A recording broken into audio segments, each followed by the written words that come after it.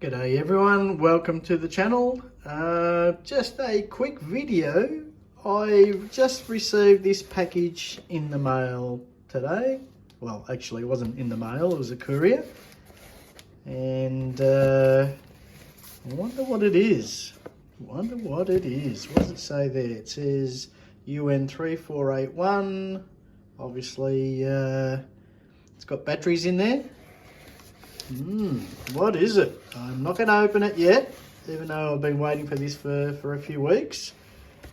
You've probably guessed by the title, it is my new iPhone 17 Pro Max. And I'm not going to open it till the weekend. Today is Thursday the 23rd of October. I'm not going to open it because I'm actually busy working today and doing a few things. So I'll open it over the weekend and then get everything transferred across. But yes, it's finally here, my new iPhone 17 Pro Max. I think it's 256 gigabyte and it's silver. Anyway, I hope you're all doing well. Take care. See you later.